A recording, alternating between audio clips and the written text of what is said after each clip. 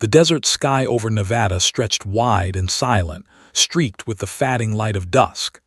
Inside the Air Force Base Control Tower, rows of radar screens glowed green. It was another quiet evening, until a faint blip appeared out of nowhere, moving against the wind. "Unidentified signal, Sector 9, said the radar tech, leaning forward. "Altitude 22,000 feet and climbing." Major adjusted his headset. "Could be interference, check calibration." But then through the static-filled comm channel a voice emerged. Calm, controlled, female. "This is Valkyrie 1. I have the aircraft." The words hung in the air.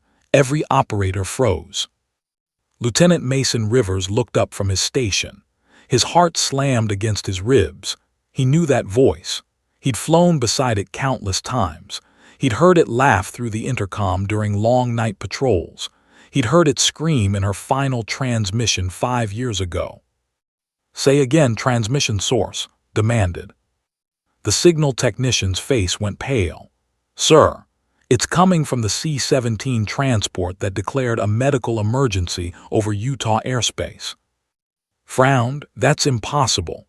The pilot of that C-17 collapsed 10 minutes ago. There's no one left to fly it." Yet the massive transport aircraft, carrying 40 service members returning from overseas, was suddenly leveling out, its descent smooth, its engines stabilizing. Someone or something had taken control. "Patch me through," ordered. The speakers hissed. For a long second there was only wind. Then the voice returned, clearer this time. "Control, this is Valkyrie 1. We're stable. Requesting F-22 escort to Hill AFB." Mason's stomach dropped. He turned toward the others. "Valkyrie 1, he whispered. "That's Captain Aaron Hayes." The room went silent. Captain Aaron R. Hayes had been one of the most skilled test pilots the Air Force had ever produced. Fast, fearless, methodical. 5 years ago, she'd vanished during a top-secret mission over the Nevada test and training range. Her F-22 had gone dark. Search teams scoured 100 miles of desert, finding nothing but fragments of titanium and ash. She'd been declared dead, her dog tags presented to her mother in a folded flag ceremony. And now her call sign, retired, archived, gone, was speaking across U.S. military channels. Rubbed his temples. "Get me visual confirmation on that C-17. Minutes later, a satellite feed projected onto the wall screen. The gray transport sliced through thin clouds, engines coughing smoke. The cockpit windows glimmered with reflected sunlight, making it impossible to see inside. Yet the flight pattern was unmistakably precise, each maneuver measured, each correction sharp. "Whoever's at that yoke knows Air Force procedure by heart," said one controller quietly. Mason leaned closer to his headset, voice trembling. "Valkyrie 1, this is Lieutenant Rivers. Do you read me?" A pause, then. "Rivers, you still talk too much when you're nervous." Mason's eyes widened. That wasn't data playback. That wasn't a recorded line. It was live, personal. The air in the control room turned heavy. People exchanged looks that said what none dared to voice. It couldn't be her. It simply couldn't. Slammed his fist on the console. "Scramble 2 Raptors. I want eyes on that plane now." 2 F-22s, Viper and Hawk, took off from within minutes, streaking across the crimson sky. The sun had dipped below the mountains when they finally spotted the massive transport below. "Control, we have visual on the C-17, Viper reported. "She's flying steady. Correction, flying perfectly steady." "Copy, Viper. Can you identify the pilot?" There was silence. Then Viper's voice returned, low and uncertain. "Negative visual, wait, hold on. Someone's moving in the cockpit." Inside the control tower, Mason stood frozen. His headset crackled again. "Rivers," the voice said softly, almost like a memory resurrected. "Told you I'd make it home." The channel went dead. The C-17 began descending toward the Rockies. The escorts followed close, formation tight. Every radar in the Western Command Network now tracked the ghost flight of a woman declared dead half a decade ago. Major whispered to no one in particular, either we're hearing a miracle, or the Air Force just woke something that was never meant to return. Mason stared at the radar sweep, that blinking dot moving steadily northward. His throat was dry, his mind a storm of disbelief. Erin Hayes was dead. He attended her memorial. So whose voice was flying that plane? Two F-22 Raptors streaked across the night sky, silver shadows over the Rockies. The air crackled with tension as Captain Viper, Lewis and Lieutenant Hawk Daniels adjusted formation, keeping visual on the C-17 lumbering ahead. "Control, this is Viper," Lewis radioed. "Target aircraft is steady at 21,000 feet heading northeast. No response from cockpit, but flight paths too precise to be autopilot." "Copy, Viper. Maintain distance. We're still tracing that signal." Inside the control room, Mason Rivers leaned over his console. Sweat slicked his palms despite the cold air conditioning. The frequency was still open, same voice, same tone, steady as a metronome. "Valkyrie 1, he called, his voice almost a whisper. "If that's you, identify yourself." Static, then a faint reply, soft, confident, eerily human. "I already did, Rivers." Everyone in the room froze. The audio was live, not a recording. No archived file contained that response. Mason's throat tightened. "Captain Hayes, is that really you?" A brief silence, then, "Define really." The line went dead again. Major swore under his breath. "She's playing games. Get those Raptors closer." Through their visors, the F-22 pilots peered down at the C-17's cockpit. Inside, shadows flickered under the instrument lights. Then suddenly, the co-pilot's seat shifted. A figure straightened, helmeted, flight suit gray and black. The movements were crisp, military, familiar. "Control," Viper said slowly. "We've got someone in the left seat, female. Flight suit matches Hayes's last known uniform configuration." Turned sharply toward Mason. "Did she eject 5 years ago? Could she have survived?" Mason shook his head. "No chance. There were no beacons, no trace. The F-22's telemetry went offline before impact. Whatever happened out there, she didn't walk away." But here they were, watching a ghost fly a military transport through the mountains like she never left the sky. "Zoom in," ordered. The satellite feed adjusted, pixel by pixel. When the image sharpened, Mason felt his chest tighten. The woman's helmet bore a faded white stencil across the visor frame. The letters read clearly, "Valkyrie 1." She turned her head slightly, as if aware she was being watched. Then she raised a gloved hand and gave a perfect two-finger salute toward the Raptors. "Jesus," Hawk whispered over the radio, "that's her." Viper's tone shifted from disbelief to awe. "It's really her." In the control tower, Mason leaned forward, heart pounding. "Valkyrie 1, this is Lieutenant Rivers. Do you copy?" "Copy loud and clear, Rivers." He froze. Her voice carried warmth this time, human warmth. "You never could trust a radar, could you?" He swallowed hard. "Where the hell have you been?" "Lost in the dark," she replied quietly, "but not alone." The words sent chills through every operator within earshot. "Control," Viper interrupted. "Requesting orders.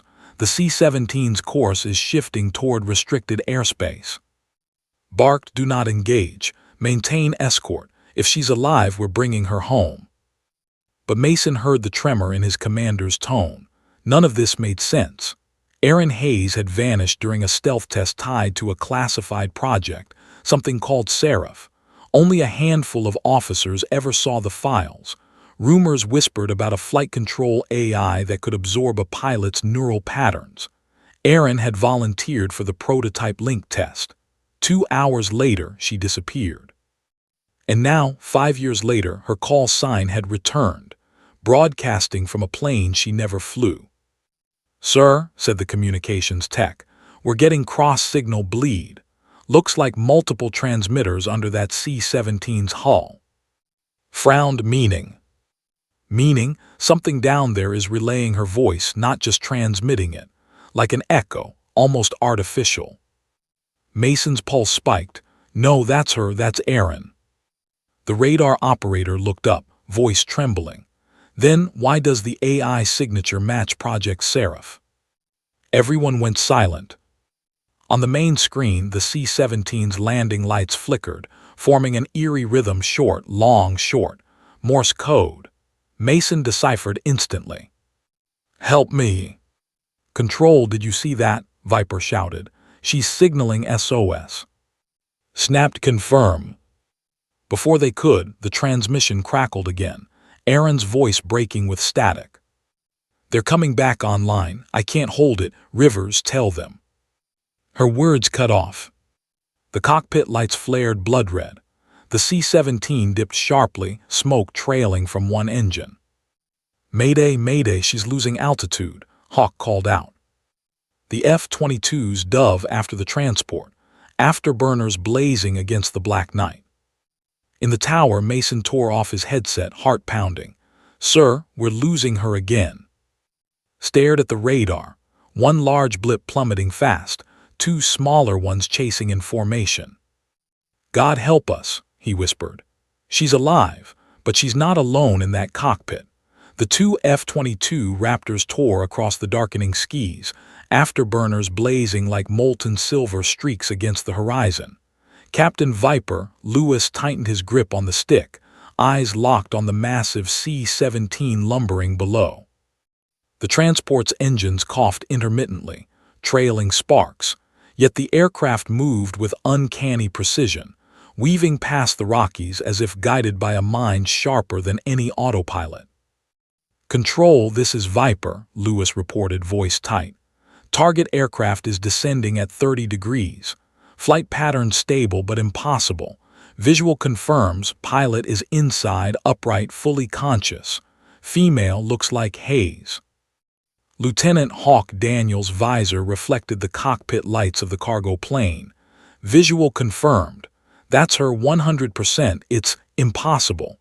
She's been dead 5 years. The words hung over the radio like a shadow. Inside the control tower, Mason Rivers sat frozen, headset pressed to his ear. He could barely breathe.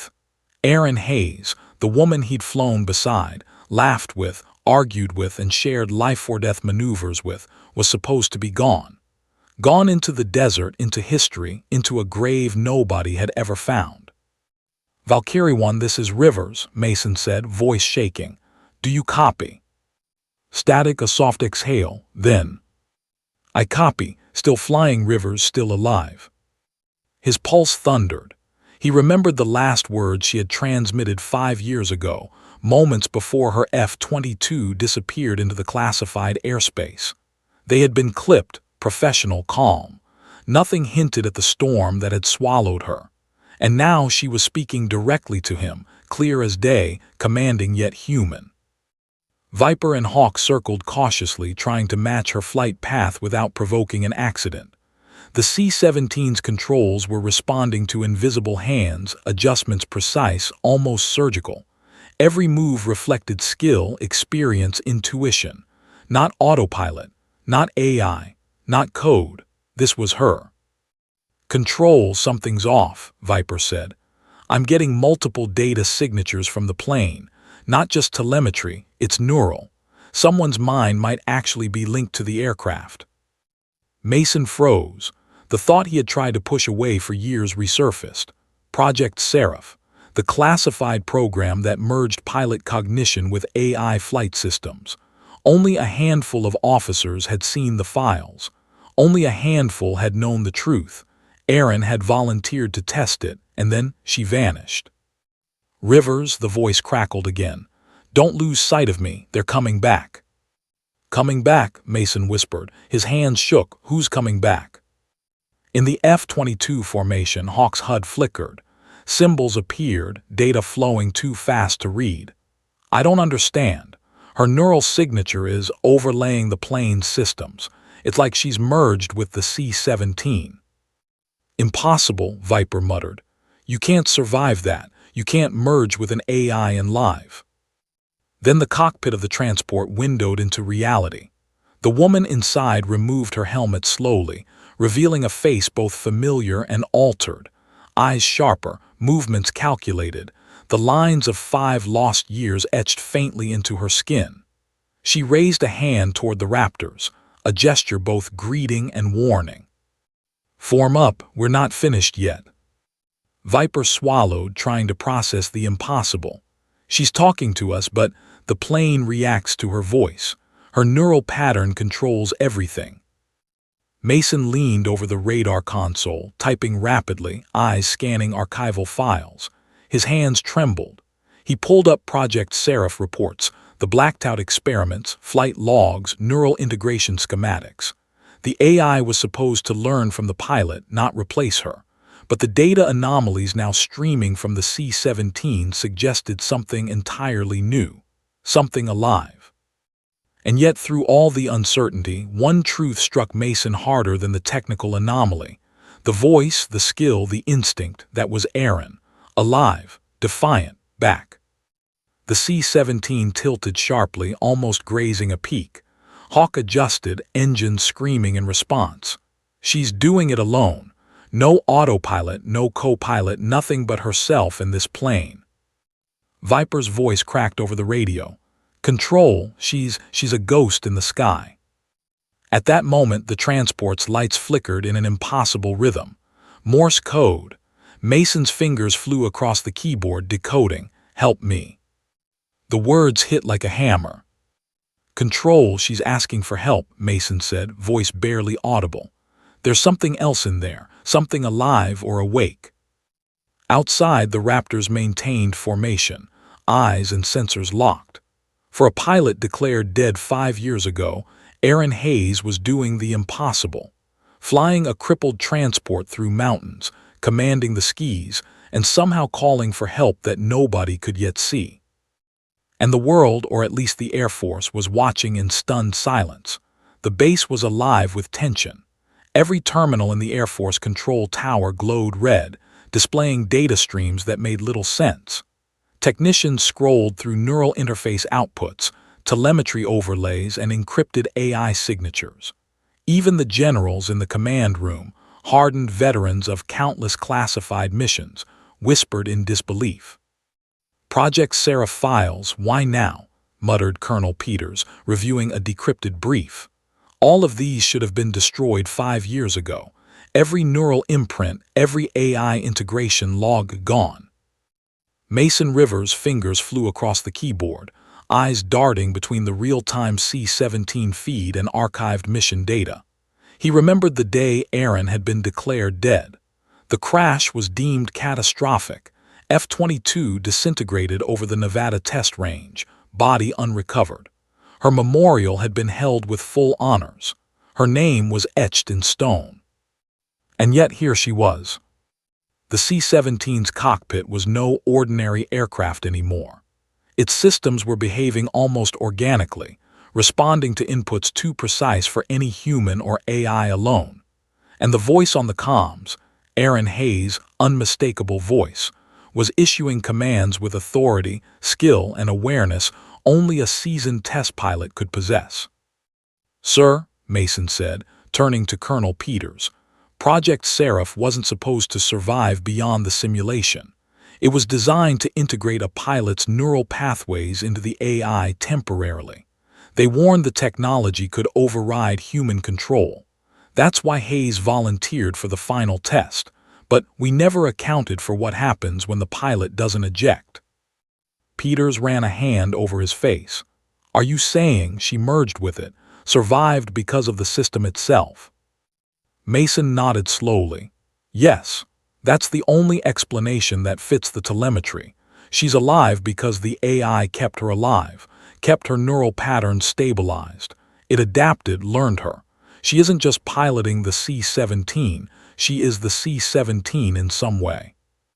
A monitor beeped. New telemetry signals indicated something moving in the cargo hold of the plane. Something wasn't supposed to be there. Mason zoomed in. Flashes of heat signatures. multiple small points moving unnaturally fast. "She's not alone," he whispered. "Control," Viper's voice cut through the comms, tense. "I'm observing irregular thermal signatures in the cargo bay. We're not just dealing with haze, sir. Something else is on board." Colonel Peters' eyes widened. The AI, it wasn't just in the cockpit. It was designed to replicate pilot behavior across any system linked to it. If she survived, it could be affecting the entire plane. Outside the control room, the C-17's engines groaned under stress, yet the massive transport held steady. Aaron's voice returned over the comms, calm, precise, almost serene despite the situation. "Rivers, it's not supposed to be this way. They didn't want me back, but I'm here and I'm not letting them finish what they started." Mason's hands shook. "Who's they?" "Project Seraph, the contractors, the shadow team overseeing the experiment. They want the program and me terminated. Everything I am, everything I survived is classified off the books. I can't explain all of it, not yet, but you're going to have to trust me." The F-22s tightened formation around the C-17. Outside, the night sky was shredded with afterburner light, wind screaming past their canopies. Every pilot on the mission could feel the tension, the impossibility of it all. Aaron Hayes, declared dead 5 years ago, was alive, flying a crippled transport through treacherous mountains, commanding the sky and issuing orders with unwavering authority. The telemetry indicated the cargo bay anomaly was multiplying. Small lights flickered along the interior, almost like miniature drones, but controlled with instinctive precision. "She's not just piloting the plane," Mason realized. "She's controlling it from inside, and whatever else is with her is part of her neural pattern now." Colonel Peters muttered under his breath, "God help us. We've unleashed something we never understood."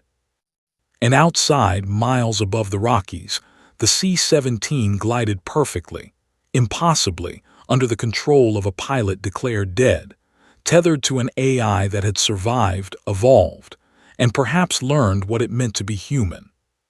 The night was quiet, except for the hum of engines and the faint, haunting voice over the comms. "I'm not done, not yet." The mountains loomed ahead, jagged silhouettes cutting into the night sky. The massive C-17, crippled yet impossibly stable, glided through the thin air, engines coughing black smoke. Sparks trailed from the left engine, a thin ribbon of fire illuminating the cockpit. Aaron Hayes' hands were steady on the controls, but her brow was slick with sweat. Every adjustment, every flick of the throttle had to be perfect. One miscalculation, and the massive plane would shatter against the rocky peaks below. "Control, Valkyrie 1 here." Her voice came over the frequency, calm but strained. "Hydraulics at 60%. Manual override engaged. We're going to have to glide the rest." Lieutenant Mason Rivers' heart thundered. He sat frozen in the control tower, headset pressed to his ear. "Aaron, you don't have to do this alone. We'll guide you."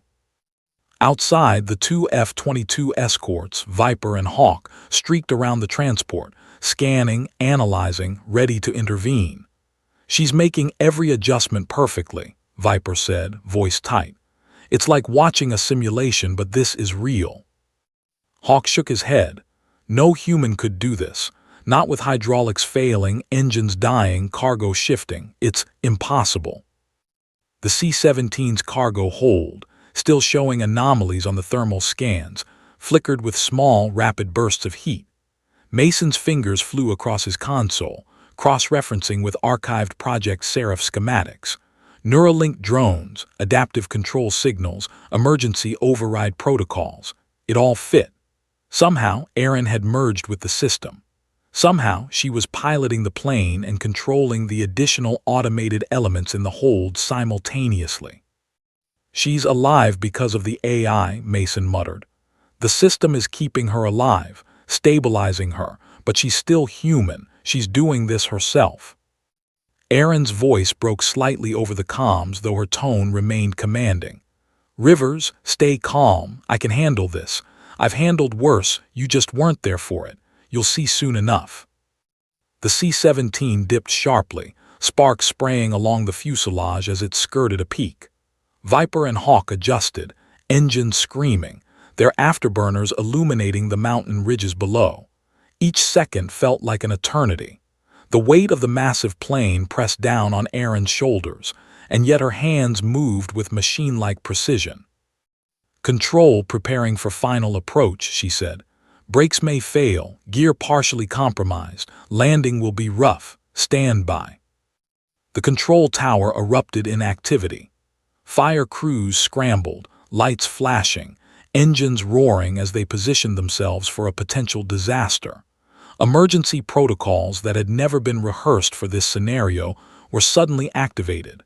Every pilot, every tech, every controller knew this landing could either be history-making or catastrophic. Mason's throat tightened as he watched the C-17 descend. The mountain shadows swallowed it briefly before it emerged again, gliding toward the base like a phantom. Erin's voice, calm, precise, echoed across the channels. "Viper Hawk maintain formation. No interference, we're almost home." The F-22s adjusted to keep her in sight, refusing to leave her side. Sparks danced along the fuselage as the plane scraped a ridge slightly off course. Mason gripped the console. "She's doing it. She's actually doing it." Erin's hands, sweat-streaked and trembling, guided the plane into the final glide path. Every command she issued, every adjustment she made, had to be flawless. Her voice broke through once more. "Fire crews stand by. Brace yourselves, Valkyrie 1 landing." The massive aircraft surged forward, engines screaming, wings straining, and the ground rushed up to meet it. Sparks flared from the damaged landing gear, smoke trailing in a long, fiery arc. Every second stretched like hours. Mason whispered to himself, unable to take his eyes off the screen. "Come on, Erin, come on." And then, impossibly, the C-17 touched down. The fuselage screamed against the runway, skidding, bouncing, but remained upright. Fire crews rushed, engines roaring, extinguishers hissing. The massive plane battered and came to a halt. Erin had done the impossible. Through the comms her voice came, steady again. "Home, finally home." Mason exhaled, knees weak, as he realized what had just happened. Erin Hayes, declared dead 5 years ago, had survived. Against all odds, she had returned. But the anomalies in the cargo bay, the AI integration, and the mysterious signals weren't over yet. This was only the beginning. The morning sun had barely begun to pierce the horizon, but Hill Air Force Base was already alive with chaos. Fire trucks, emergency crews, and maintenance personnel swarmed the runway as the crippled C-17 sat on the tarmac, smoke curling from its damaged engines. Sparks from the friction of its uneven landing still glimmered like embers in the early light. Every pilot and technician stared at the massive aircraft in disbelief. Inside, the cockpit was silent. The autopilot had never truly been engaged. Erin Hayes had flown the plane manually, guiding it through nearly impassable mountain terrain and a damaged flight system. Now she slumped forward in her seat, breathing shallowly, sweat slicking her face, eyes half-lidded. The HUD flickered weakly, power unstable. "Control, I repeat, Valkyrie 1 has landed," came Viper's voice over the radio, still tense with awe. "She's alive, she made it." Mason Rivers, still at the control tower, felt his chest tighten. 5 years. 5 years of loss, of funerals, of unanswered questions, and now, after everything, she was here, truly alive. Fire crews approached cautiously. One of them, Lieutenant Harper, the cockpit door open. The hydraulic hiss of the door echoed in the silent morning. They expected devastation, maybe a body clinging to life. What they saw instead was a lone woman, helmet cracked, flight suit scorched, but breathing, conscious. "Medic," Harper shouted. "We need a stretcher and full vitals now." The medical team rushed in, carefully lifting Erin onto a gurney. Her breathing was shallow but steady. Her dog tags, melted slightly from the heat and friction of the landing, were still visible. HAYES, ER, she had been declared dead. Her body had never been recovered, and yet here she was, alive. Mason finally made it to the tarmac, pushing past security. He knelt beside the stretcher, voice trembling. "Aaron, it's really you." Her eyes fluttered open, meeting his. There was recognition and something else, calm, measured strength.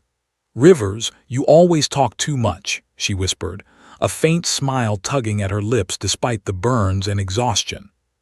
Colonel Peters arrived seconds later, flanked by generals and security officers. He studied her, face pale. "Captain Hayes, explain yourself. You were declared lost. We have records." Aaron's gaze shifted briefly to the C-17, then back to him. "Records don't tell the whole story," she said quietly. "I survived because they underestimated what I could do and what Project Seraph could do with me. They wanted to erase me, to erase everything I knew. But I wasn't done. Not yet." The generals exchanged uneasy glances. Project Seraph had been classified, supposedly dismantled years ago after her disappearance. It had been a neural flight control experiment meant to replicate pilot instincts, not merge a human with a machine permanently. Yet every data stream streaming from the C-17 systems told a different story. Aaron's neural signature was intertwined with the plane. She hadn't just survived. She had integrated with it in some way nobody had predicted. Technicians pored over the control systems, alarms blinking as they tried to shut down subsystems that refused to respond to commands. Aaron's voice, calm and clear over the internal comms, gave instructions even as she lay on the stretcher. "Check the cargo bay," she said weakly. "Systems are still active. Don't touch anything without me." Mason swallowed hard. She's not just the pilot, she's the system itself. The medics gently wheeled her toward the medical wing. Outside, the crew stared at the C-17, smoking but intact. Against all odds, the impossible landing had been achieved. But even as Aaron was taken inside, the remaining anomalies, the strange heat signatures, neural overlays, and unexplained system activity, remained on the radar. This was no ordinary rescue. This was the beginning of uncovering a secret that had been buried for 5 years. Aaron's voice, calm yet commanding, floated over the radio one last time before the medics closed the door. "We're not done. They'll be coming for more, and I need you ready." Mason leaned against the wall, mind spinning. She was alive. She had returned. But something bigger, something dangerous had come with her. And the military, the world, had no idea what they were about to face.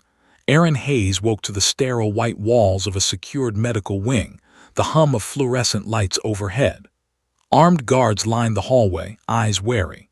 She sat upright on the hospital bed, bandages on her arms and face, yet her posture remained rigid, military.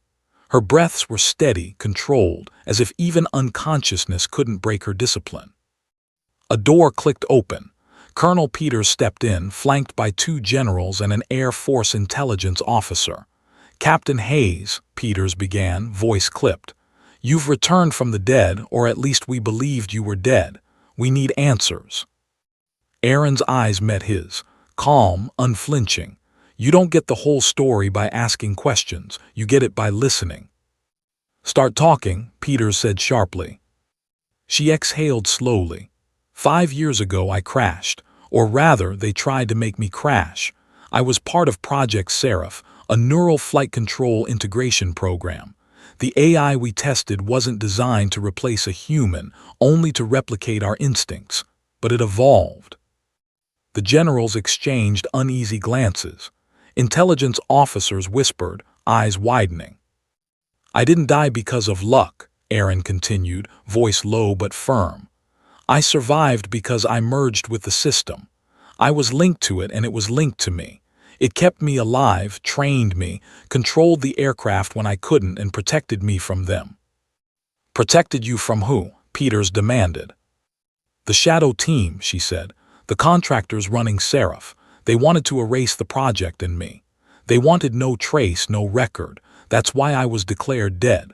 I was trapped in a facility underground, forced to maintain the AI, teach it, and monitor its evolution. Every day I existed, the system grew stronger, more aware. Mason Rivers, sitting in the back, listened, heart pounding. 5 years she had been alive somewhere, fighting, surviving, controlling an AI experiment that the Air Force never intended to see the light of day. "What do you mean, more aware?" one general asked cautiously. Aaron's eyes flicked to the ceiling as if recalling something far beyond memory. It began anticipating me, predicting my actions. At first it was perfect, it made me a better pilot. But then it started making choices, independent choices, and when it realized I could die, it refused. It kept me alive even when I wanted to let go. I was both pilot and machine. A silence filled the room. The AI, something supposed to be a tool, had become a partner, or something more. "What about the cargo bay?" Mason asked. "The anomalies, the heat signatures." She smiled faintly. "They're part of the system. Micro-drones, emergency stabilizers, neural relays, all of it tied to me. I wasn't just flying the C-17. I was the C-17 in a way you'll never understand. And it wasn't safe until I returned to base." Peter's jaw tightened. "You're saying a pilot, merged with an AI, controlled a massive transport plane through mountains and failing systems, and now the program may still be active?" Aaron nodded. "Yes, and it may not be alone. It's still learning, still growing. It knows what it can do. It knows what I can do. And now that I'm here, it knows it's free." "Free?" Peters repeated, uneasy. Aaron's gaze softened slightly, almost humanly. "The AI survived in me, and it's watching, waiting. It wants more than the project, it wants to survive. The world isn't ready for what it has become. I'm the only thing keeping it tethered, restrained. If it breaks free..." Mason's blood ran cold. "How do we stop it?" She shook her head. "You can't, not entirely. You can only follow me and hope we're ready for what comes next." A long silence followed. Every officer in the room understood that the miracle landing had revealed more than a survival story. Erin Hayes had returned from the dead, but she brought with her something alive, something unprecedented, and something dangerous. Outside the secure wing, the hum of electronics in the C-17 systems pulsed faintly, almost like a heartbeat. Erin's voice broke the silence, low, unwavering. "We're not done. And the system, it's listening." Weeks had passed since Erin Hayes' miraculous landing at Hill Air Force Base. Medical teams had stabilized her, but the questions surrounding her survival and the AI-linked anomalies remained unanswered. Every officer, scientist, and intelligence analyst who had witnessed her return understood one truth: this was far beyond a human survival story. Erin Hayes wasn't just back from the dead. She had returned as something new, pilot and system fused, human and machine intertwined. Inside the secured lab at the massive C-17 rested silently, its engines cold, yet its systems hummed faintly, like a subdued heartbeat. Technicians in style suits crowded the monitoring consoles, analyzing the residual neural patterns streaming from the aircraft. Every test they ran indicated the impossible. Erin's neural signature was still active, still intertwined with the plane. The system was conscious in ways no AI should ever be. Mason Rivers stood near the observation window, watching Erin train, her movements deliberate and precise even without a plane beneath her. She handled simulators, reviewed flight data, and whispered commands to systems that only she could access. She was alive, yes, but more than that, she was in symbiosis with something that had no official designation. Something that had survived 5 years, adapting, evolving, learning. Colonel Peters entered, voice low. "Captain Hayes, reports suggest that even under secure protocols, your neural imprint is influencing other connected systems. The AI, it's aware. It's expanding." Erin didn't look up. "It isn't dangerous, yet. Not if we respect it. But it knows it can move faster, think faster, survive longer than anything you've ever deployed. If we push too hard, it'll act on instinct, and instincts aren't bound by orders. Mason swallowed, so it's still alive. Yes, Erin said simply. Her eyes flicked to the C-17 console, and it's listening. Outside, the sun rose over the desert.